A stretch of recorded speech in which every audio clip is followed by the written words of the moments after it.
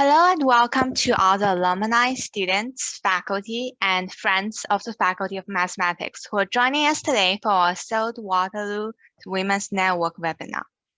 You can find out more about WWIN, its community, and its goal of continuing to grow the number of women in STEM fields through the link posted in the Math Digital Community chat box.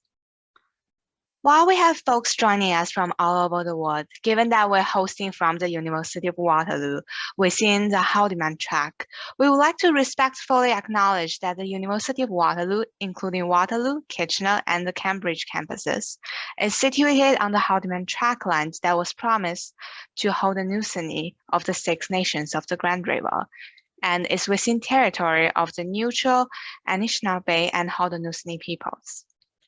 I'm Tiana Zhao, a fourth-year actuarial science and statistics student, member of the Women in Math Committee, and the recipient of the Global Entrance Scholarship, the David Shepard Upper Youth Scholarship in Mathematics, and the Desjardins Scholarship. This evening, I have the pleasure of introducing our speakers, Milica and Selma. Milica is the Director of Investment Management at CI Global Asset Management. She co-leads CI's investment strategy research and due diligence function.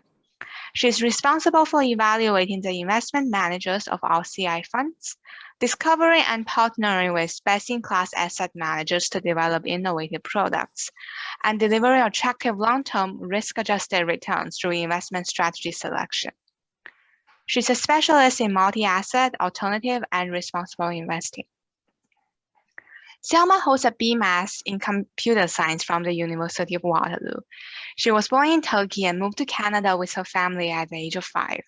She speaks 4 languages. Retired since November 2013, Selma has a great life balance between being and doing. She enjoys swimming, traveling, managing her financial and real estate investments, spiritual practices, and volunteer work. I know we all look forward to this exciting conversation. Before I turn it over to Selma, I just want to remind you that after this presentation, there will be time for both of our speakers to answer your questions. I know they're really looking forward to hearing from you. You may submit your questions through the discussion forum to the right of the screen in the Math Digital Community. Please know that in order to participate in the discussion, post your questions to the panelists or engage deeper with the Waterloo Math Digital Community, you will need to log into your WMDC account. If you do not yet have an account, please email mathalumni@uwaterloo.ca. There's still lots of time before the Q&A, and our team will be standing by to help people register for this wonderful platform. I'll be joining this chat in a few minutes. I look forward to meeting and hearing your own experiences. If you have issues with sound or video, please let us know in the chat forum as well, and a member of the Faculty of Math alumni team will assist you.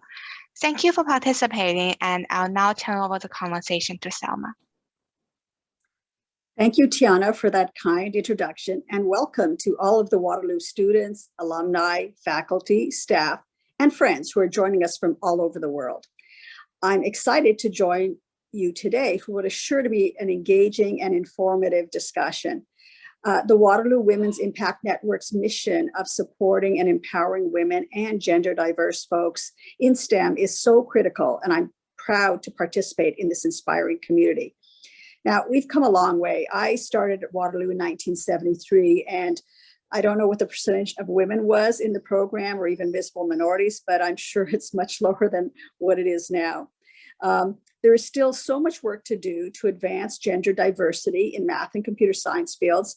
And it's through these types of conversations that we're having today and support from programs like Waterloo Women's Impact Network that we can continue to drive meaningful change.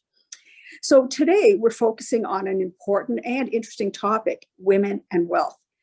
This conversation aims to bust the myth that women aren't financial savvy, talk about changing the face of wealth and legacy planning, and help women implement a mindset of success when it comes to their finances. So as Tiana said earlier, we'll go ahead and get the conversation started with Milica. But just a quick reminder again to please feel free to join the conversation by adding your questions and comments in the discussion board in the Math Digital community. We'll try to save some time today for live Q&A at the end. And any questions we do not get answered today will be done so in an article following today's events. Okay, so Milica, I believe you're up and we're going to start with our first topic, so welcome. Our first topic is just sort of a background and general explanation of what we're going to be covering today. So we'll start with the fact that a report was published last year by McKinsey & Company stating that by 2030, American women are expected to control much of the 30 trillion in financial assets the baby boomers will possess. That's a potential wealth transfer of such magnitude that approaches the annual GDP of the United States. So huge numbers we're talking about. Now, similarly, a 2019 report from CIBC Capital Markets predicted that Canadian women will control almost 4 trillion by 2028. So, Milica, it's clear a monumental shift is happening in wealth management. What has led us here? Thanks, Selma. So again, I'm excited to be here. I think there's 3 factors that have led us here: shifting demographics, shifting behavior of women, and in my opinion, the world becoming digital. So I'd like to expand a little bit on those points, just because I think there's a lot of fascinating facts that tell the story of how we got here.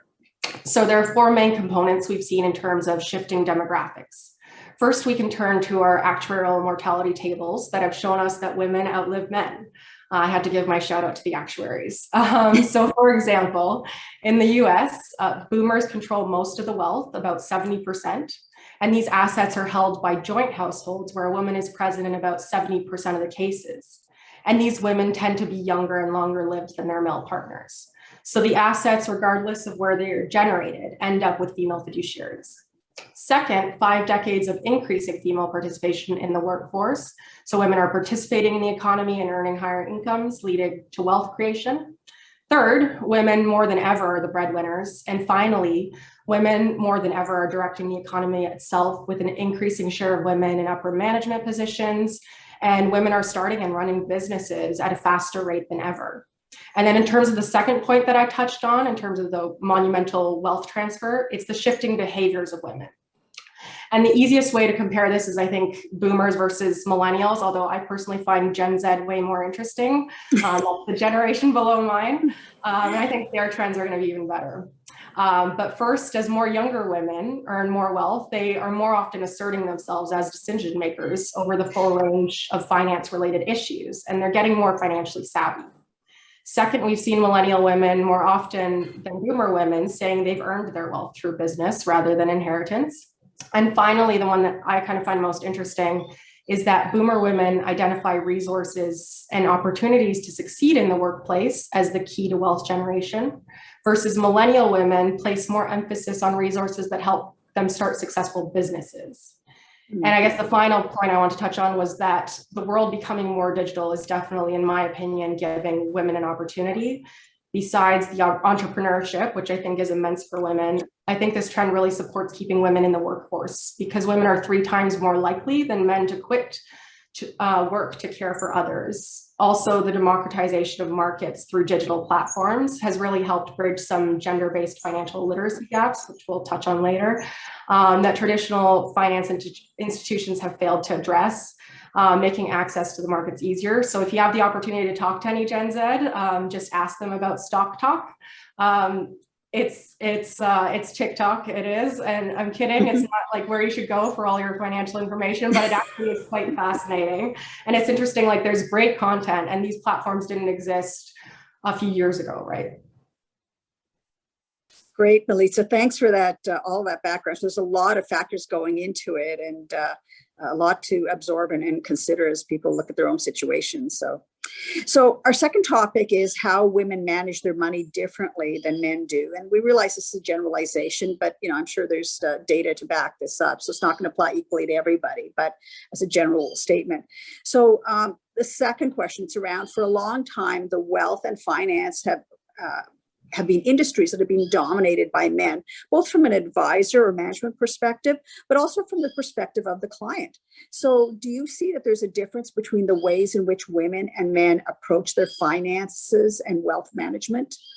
So Selma, I think you and I agree. Again, I'm kind of going to talk to some of the studies that we've seen from McKinsey and Boston Consulting, these big major consulting organization, but definitely a one size fits all approach doesn't apply. And I know for one, certain points completely resonate with me versus others don't, but I think it's still an interesting conversation. So overall, the studies have shown that women tend to prioritize risk reduction and doing good, while men place a stronger focus on historical performance and the process for individual stock picking. Again, this doesn't mean that men don't want to do good for the world. It's just what the studies have shown in general. So, but what this leads to is a differentiated approach between women and men in the way they manage their wealth. Women are more likely to seek professional advice, and in seeking an advisor, they tend to place more emphasis on personal fit. Women are less likely to feel confident about their own skill at financial decision-making. And while some of these are socially ingrained gender roles and other factors that definitely play a role here, it's also an indicator that our financial institutions probably need to do a better job of helping women meet their goals. Also, women tend to be less risk tolerant. They prefer capital protection over alpha generation.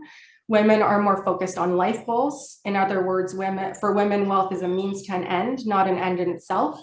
So although many women would be happy to outperform the stock market, I mean, obviously, it's not the primary goal for most. Retirement is a big theme for women, meaning concerns about outliving their assets, having enough savings. Health is also top of mind. Women are more likely than men to worry about the cost of healthcare, paying for long-term care, being a burden to others. And then finally, the research has shown that women want more help with cash management and other day-to-day finances. And one more point, actually, sorry. Women are more likely than men to identify a life event, such as marriage, promotion, divorce, and so on, as their motivation to seek guidance. And actually, what's been interesting in the industry is that we've seen some investment advisors creating businesses specifically targeting women undergoing these specific life events, such as divorce. Again, it's early stages, but it's been an interesting trend. So there's some people who are going, looking for opportunities in the trends, like beyond just the business as usual kind of scenario. Yeah. Great. So another question on this topic, which is, you mentioned that one of the key differentiators between women and men when it comes to investing is that women tend to be more risk adverse in general, relying more on data and facts, not necessarily their gut instinct, although I'm not so sure about that. So Milica, do you think this has held some women back in their investments? So I'll say yes and no. Yes, because women tend to be more averse. Again, I don't know that I agree in all cases, but they tend to be more averse to uncertainty and thus require more data before taking the plunge into investing. So they tend to stay out of the markets until they have the confidence to go in, or they hold more liquid investments such as cash deposits over equities or alternatives. And if there's anything I've learned in the last 10 years of my investment career, it's that the best time to invest was yesterday. It's kind of the same concept as planting a tree. The best time to plant it was 30 years ago. Not to say it's too late now, but get in ASAP. So this risk aversion that keeps them out of the market or in cash-like investments is a disadvantage because they're missing out on higher yielding opportunities and years of compounding. On the other hand, no, because women's tendency to make investment decisions based on facts, not their gut, has actually led them to often outperform men, which many studies have actually shown. So it does seem this fact-based approach seems to pay off because once women are investing, research shows they're more diligent than men, more agile in changing markets, and more optimistic about the long term, which all leads to better investment outcomes. Overall, I think what may appear to be lower risk tolerance is actually an information gap. And so the big hurdle for women then becomes closing that information gap. And actually, if you have a good advisor or consultant, one of the first things they should do with you is establish an investment policy, which covers your objectives, risks, so on, everything that kind of guides your investment strategy and philosophy. And one of these components, as I mentioned, was risk. And it's looking at your ability to take risk and looking at your willingness to take risk. And so for most women, what the studies would say is that their ability to take risk is actually higher than their willingness to take risk. So it's working with your advisor to kind of bridge this gap. Yeah, it's a good perspective. And for me, I feel like there's a sweet spot for both women and men, which is, I really try to use both the data and my gut, and finding that combination rather than just one or the other. Absolutely. Yeah. So one more question on this topic. Other than risk aversion, what are the barriers to encourage more participation in financial markets for women? So I think for a long time, women have felt uncomfortable talking about money, how they manage their personal finances, how they invest, who gives them advice.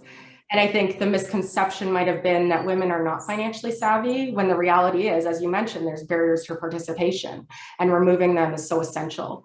And one of the key barriers that I think that we're actually seeing some progress with is education.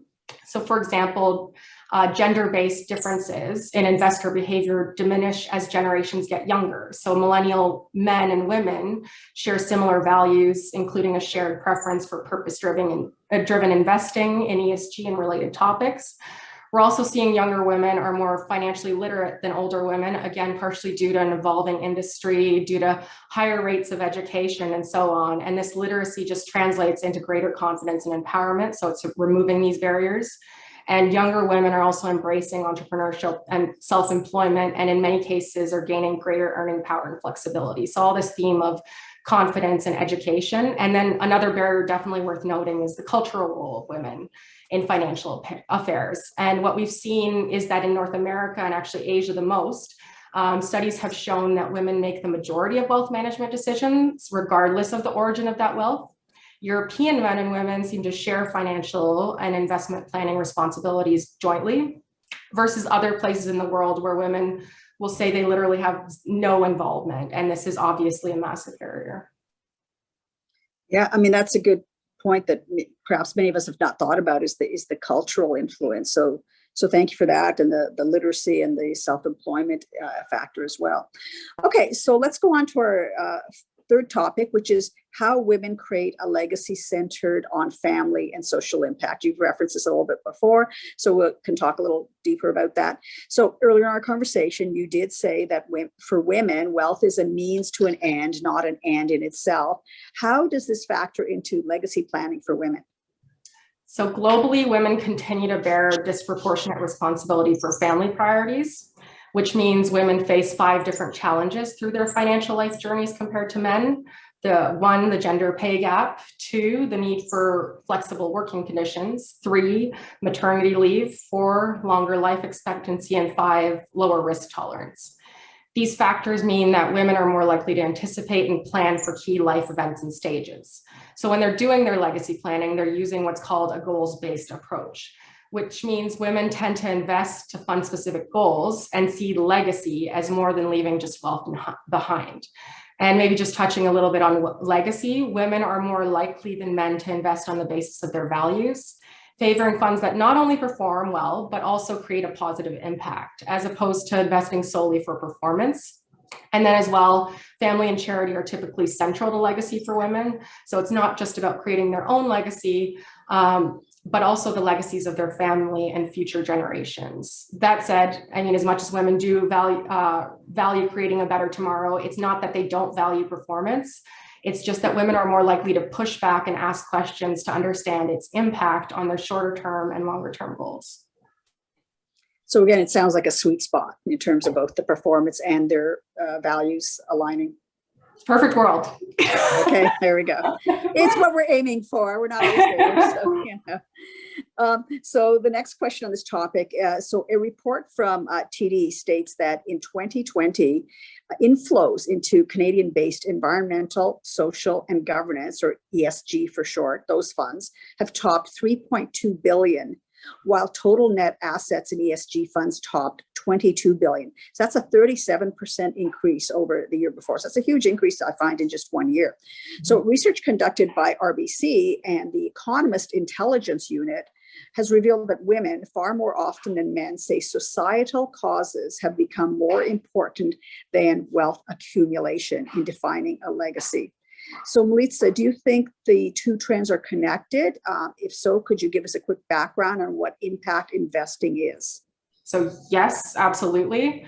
And the investment industry, I think like a lot of industries, loves its fancy yet confusing lingo and acronyms. So you may have heard of ESG, sustainability, impact investing, and so on, all as part of the same theme of responsible investing. When it comes to responsible investing, there's a spectrum of different approaches, and one of these approaches is impact investing. And I'll give a definition of impact investing directly from the Global Sustainable Investment Alliance. It's investing with the intent of generating a measurable, beneficial, environmental, or social impact, along with a financial return. So for example, investing in companies delivering healthcare or sanitation solutions. As I touched on previously, increasingly women are prioritizing societal causes over wealth accumulation and defining a legacy, suggesting that as women accumulate greater assets, they may shift more capital towards charitable giving, as well as aligning and integrating their legacy goals with their investments. And one approach to alignment and integration is through impact investing. For example, you could invest in an impact fund, which only has companies whose products and services align with eliminating poverty and hunger, improving water and sanitation, or even promoting gender equality. Overall, it's been shown that women feel they measurably can tackle societal and environmental issues through impacting and investing, and they actually view it as a form of giving. So I think this inflow into ESG and more specifically impact is definitely related to these facts of broad female behavior and preferences. Great. So our fourth topic is how the investment industry is responding and what women should be looking for. So the question is, it's clear there's a lot of change coming. How has the industry as a whole responded to these changes, and is it enough? I think the industry has been paying more attention to the women's wealth segment in recent years, whether that's through experimenting with new products, hiring more female advisors, or launching marketing campaigns that actually feature women. But I think unconscious bias still permeates our industry, and the approach still shows signs of being stuck in the past. Approaches stuck in the past include treating women as a homogeneous group and ignoring their vastly different needs, preferences, and behaviors. I mean, 50% of our world doesn't automatically think the same way. Viewing the women's segment through a marketing-only lens and not from a business revenue and growth perspective. And then data also kind of backs this all up by showing that women continue to feel underserved. And the most problematic thing that they've kind of identified is the attitudes that reflect prevailing stereotypes. So whether that's talking down to them, assuming wealth comes from the spouse or family, keeping them out of big investment decisions, or inappropriate presence among the things that are done, and what financial institutions should be doing if they want to create a winning value proposition for the woman is, first of all, focus on the individual. Women do not need products that are different than those than men. Rather, they want a personalized approach that's tailored to them and their financial objectives and personal goals. So shifting that dialogue to focus on goals, their goals, and to understand specific outcomes is essential. Then second, creating a culture of conscious inclusion. I mean, you hear it all the time, diversity and inclusion, right? And it honestly gets annoying at times, but it's true. So senior leaders and relationship managers just need to step up and figure out how their unconscious biases are affecting the institution's tone and the service it offers, so they can make positive changes to culture and behavior that the clients will ultimately feel. And finally, just transforming the value proposition. Actually take the time to fundamentally rethink how the firm creates value for women. And there's no tested and tried solution. So there's going to have to be a commitment to kind of evolving and learning. And ultimately, it should be a priority for firms, knowing that the female clients are the world's biggest and most important emerging market. As studies show, simply by retaining boomer women, which is actually the segment that's most at risk of churning as clients, firms could see 1/3 higher revenue potential. And firms that acquire and retain younger women, especially millennials, as clients, could see up to 4 times faster revenue growth. So these are big. Yeah. So considering this coming wealth shift among women, what can women do now to prepare for an inheritance and plan financially for their future? And then I have one more question on that. Should I ask it now or wait? You can ask it now. Okay. So do you have any advice for women who are looking to invest more wisely or take more of an active role in their investments? So I think first and most important step is just get curious. So unrelated but related. I remember when crypto emerged as an asset class a few years ago, and no one except for everyone at UW's cryptography program, especially the ex-UW student that founded Ethereum, knew anything about crypto. And it was largely speculative, had no real place as an asset class. And I was so used to just having a source of leverage to learn about new asset classes as an investment professional. And the advice, but there was none here. So the advice I got was get curious and try it. So step one is just get the knowledge and then actually go and try it because there's no better way to learn. So have those conversations about money. Don't be afraid to ask stupid questions. There are none. I know since COVID, I've noticed a shift with my personal network. I rarely talk about my job and what I do with my friends that are not in the industry. And since COVID and the introduction of all these digital platforms, I've gotten way more questions, which I love. So if anyone has questions, you can even find me on LinkedIn and ask. I love talking about it. And then, women very often have a very particularly hard relationship with money, which is influenced by many things that are sometimes not within our power, such as, the gender pay gap and whatnot. So being able to openly talk about money really helps you become more confident and assertive, which is key to building a healthier financial future. And again, as I've mentioned, there's a lot of content platforms, not just Stock Talk, but I remember even seeing this year, like at my wellness blog, typically they do like what's called a renew year. And they pick a, you can pick a topic like exercise, nutrition, whatever, the typical wellness topics. And the one I saw this year was financial wellness. So it's definitely transcending through everything. And then also if there's anything, I guess, that I'd like the audience to know, and like the last 10 years of my career, I've spoken to a lot of seasoned investment professionals, and there is no one that knows everything. There are just some people that are really confident and convince everyone to think a specific way, even if they're wrong for like 5 years. So don't be hard on yourself. You're going to make mistakes, stupid mistakes. As long as you're willing to take the time to learn and do it, you'll be fine. That's great. So this completes our, planned questions, and we're going to get ready for the audience questions. Apparently, we have some posted already, and I'll just give people a couple of minutes to, if they have additional questions to add in. But I would also like to add some of my personal experience because, when you talked about crypto, I was doing some reading, several years ago about blockchain and so on, and I actually attended a University of Waterloo, I believe it was a math faculty event in Toronto where it was hosted by IBM. And they were explaining, this was like perhaps 4 years ago, I don't know. And then it was a year and a half that I actually felt that it had matured enough and there were exchanges in Canada where I could trust to do my trading.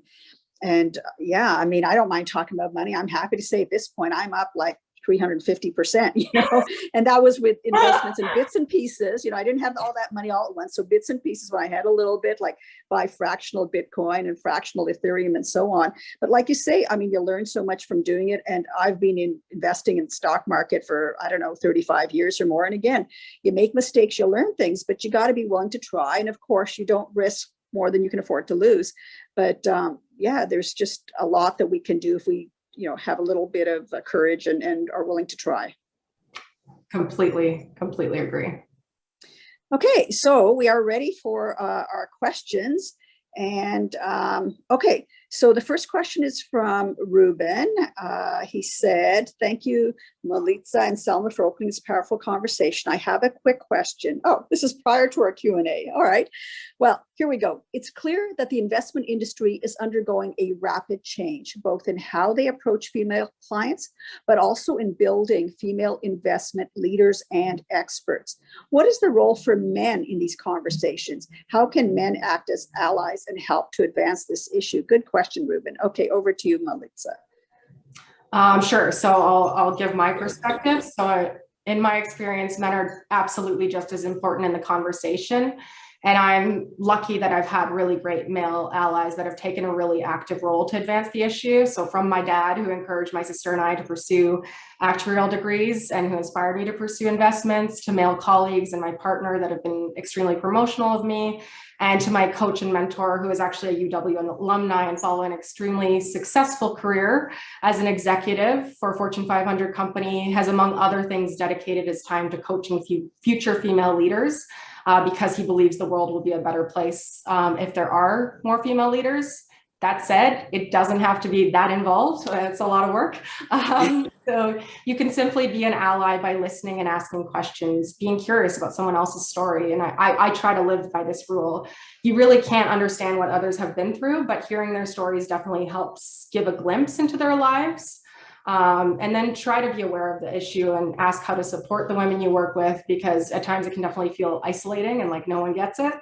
So just look to work on those issues. Great. So the next question is from an anonymous attendee. They say, thanks, Milica and Selma, great discussion tonight. What are some common myths or misperceptions about women in wealth management? Now, I felt you covered that earlier, but perhaps they missed that part of the conversation. I'm not sure. Do you want to take your perspective? I mean, common myths, and I'm trying to think what is coming to mind about that aspect versus, when you talk about, like, for example, like women, into businesses, okay, it's perhaps a more recent trend in terms of women opening their own businesses. And yet, a few years ago, that probably wasn't the case. It was like, okay, you can't be your own boss or whatever. So I think that's an example. I think another example is like just, doing some studying on the topic. Like I recall back when I was perhaps in my late 20s, early in my career. And it was actually my mother who asked me, she said, oh, can you find out something about investing? Like, I want to know about where to put some of my money. So I actually took a investing for women's course, in Toronto to get me started. And then I've done, other, online investing courses since then and so on. But what comes to your mind, Milica? Is there anything you didn't mention earlier that may apply here? I think just reiterating the fact that it's this misconception that women aren't financially savvy, which is not at all true. I think that's definitely the major myth to bust, and that they're not important, to the wealth management industry and this huge change. Okay. So some more questions from Ruben. He says, thank you for sharing your profiles, your background. He says, how did you, Milica, get into investment management and consultancy? And what advice would you give to young women and students on the call today who would like to be where you are in their professional careers? So I knew at the age of 10 that I wanted to invest just because I watched my dad doing it. It looked fun. And I'd say it's been nothing short of a roller coaster ride. At times I definitely feel empowered, and at other times I wanted to give up. And I think when I was struggling, actually, so this is kind of an interesting personal anecdote, but might resonate with some people. I asked my grandma when I was struggling in the industry what to do. And the reason I bring her up, and I'll give you a little bit of background on my grandma, she is an incredible woman. She's originally from Montenegro. She grew up running a restaurant from the age of like 10 with her mom. And if you know Montenegro's landscape, it's insane. And just sourcing the food in the restaurant, yes, beautiful, but insane. So sourcing the food is just incredible in itself. And then she went on, did a law degree, worked as a lawyer and a judge, and then started her own law practice. And this was a time, like, she's the silent generation, right? A time when women were barely working, let alone running their businesses. So when I was struggling, I asked her how she made it as a female in the workplace, especially in this time. There were two things she said to me. The first thing she said was, I was the best. It didn't matter what gender I was. And that kind of coincides with something that actually another female mentor of mine has said: walk into the room like you fit in. Even though there are many times that I walked into the room and I'm the only woman, I'm the only millennial, and I definitely don't come close to fitting in. I kind of feel like the kid at the adult table. I kept this with me to have the confidence in myself. And even when it's hard, just remembering that it all starts with your own confidence. And then the second thing she said was, find your unique value proposition. She specialized in providing service to women who were divorcing their wealthy partners, which at a time was a segment that wasn't serviced. And I know from my personal journey, a lot of my original instinct was kind of to do everything I could to possible to fit in and just be like everyone else, even though everyone else wasn't really like me. And my conclusion was that that does not work for a lot of reasons. So what I've come to realize over time is kind of what she said, is that my value comes from being different, from bringing a different perspective to the problem. So don't change your value proposition. It's what's going to lead to innovation. Just learn to work with it. And this is something I'm definitely still working on, but truly don't change who you are and just find your angle. What an awesome role model, your grandmother. I mean, astonishing. Yeah. Well, and I know, I mean, most of my career, when I worked for Imperial Oil and ExxonMobil, I mean, yes, we did definitely have more men in the IT departments than women. I feel, though, as if over time, there was more emphasis on appreciating the differences that the genders bring to the table. And yet still, I can say that there are times I felt, because I didn't come from like an engineering background, like a lot of people, even though I was from a STEM degree, that sometimes my values were a little bit different than the norms. But as you say, you have to be authentic in the end. And it does take courage, to, it's normal to try and fit in as much as possible. But at some point, I guess, as we build our own confidence and stuff, we say, okay, well, this is who I am. And as long as it's, producing the results that we need, then, let's just make the best of it and be our best selves, in that. Okay, so let's see, there was a couple more questions there. So, okay, so the question was, why did we choose to study at Waterloo? Where do you see the role and fit of UW, the Faculty of Math, and WWIN to support future generations of women in wealth management and giving?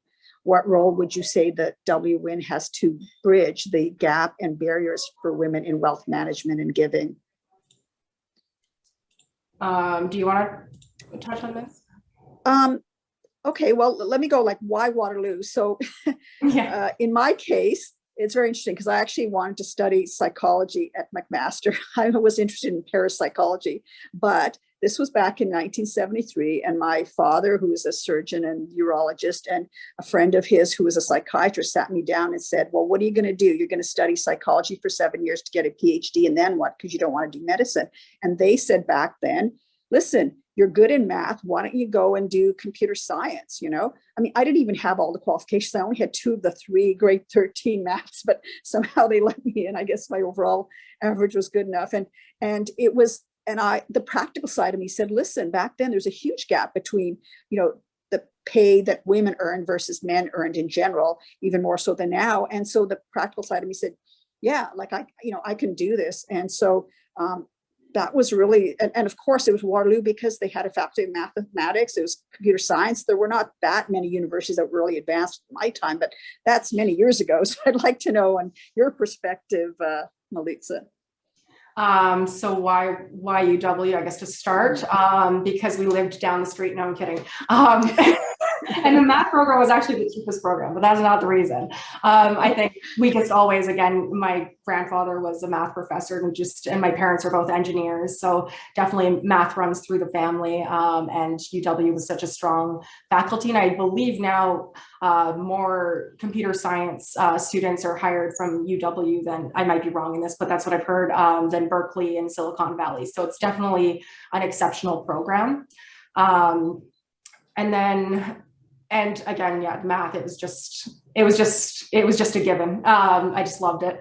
And then I guess the second part of this question, what role does WIN have to support future generations of women in wealth management and giving? Selma, do you want to?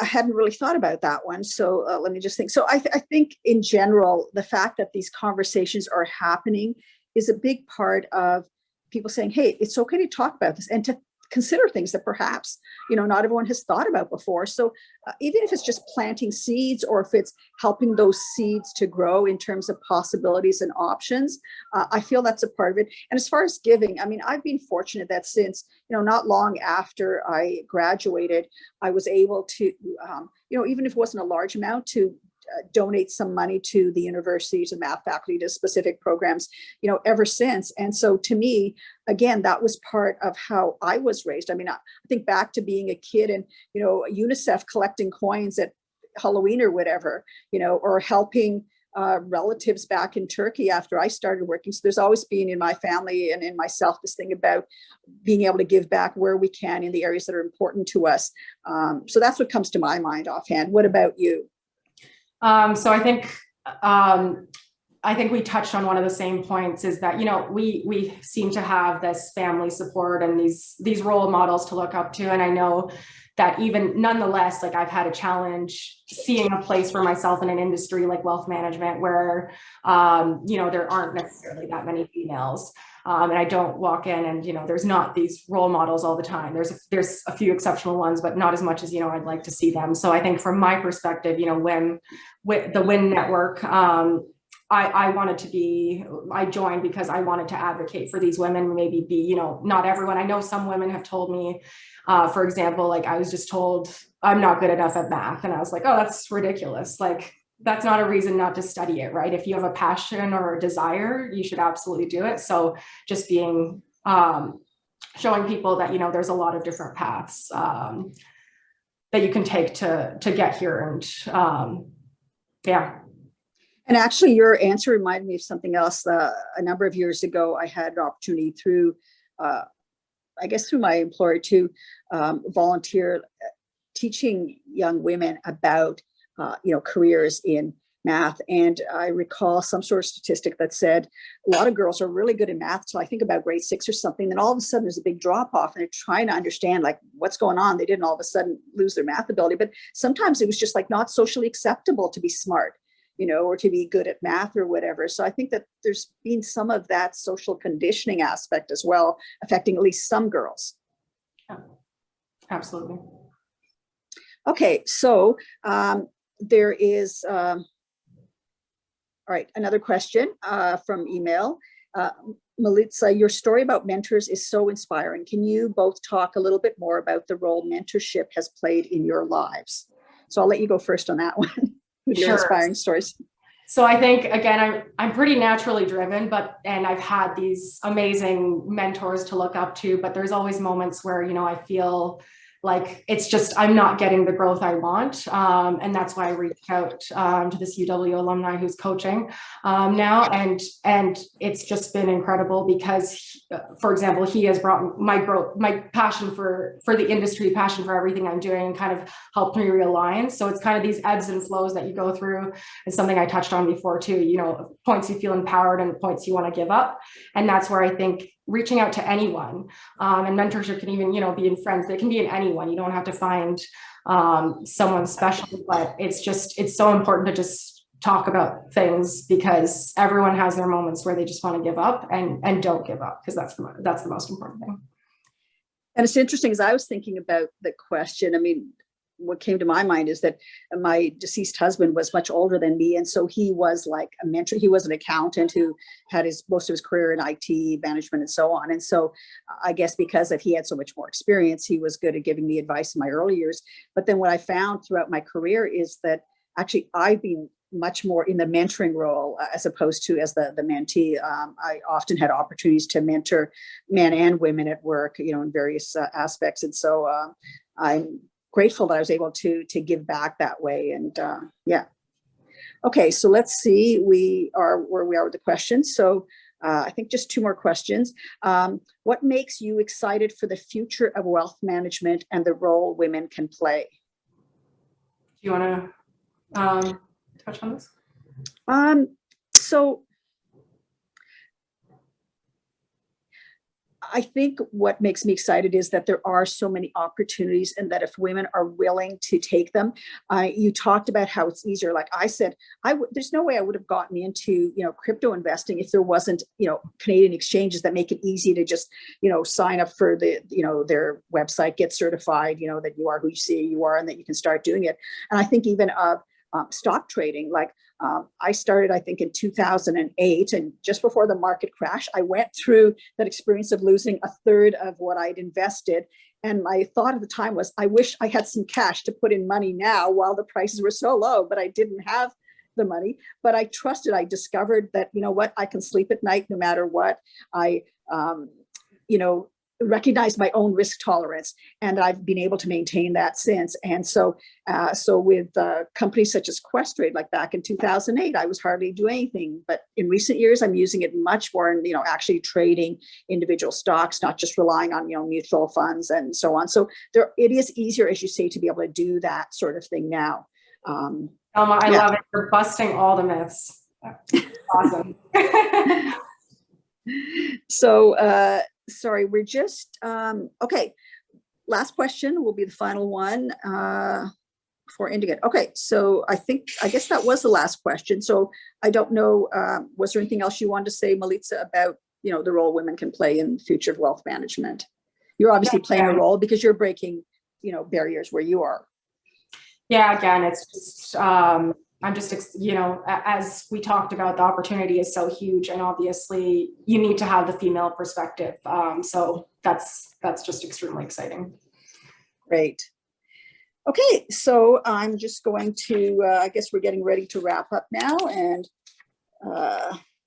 let me see if there was anything else I wanted to cover. Okay, so I'm going to say thank you again to Tiana and Milica for joining us today, and for all the participants. It was a wonderful conversation, and thanks also to the Waterloo Women's Impact Network for creating opportunities to push forward this dialogue and to bring Waterloo Mathies together. So just a reminder that we will be following up on if there were any unanswered questions, anything that someone wants to post in the chat, that there will be an article in the next edition of the newsletter. So we do encourage anyone who wants to continue the conversation on the discussion board and to stay tuned for when that article comes out. So thank you.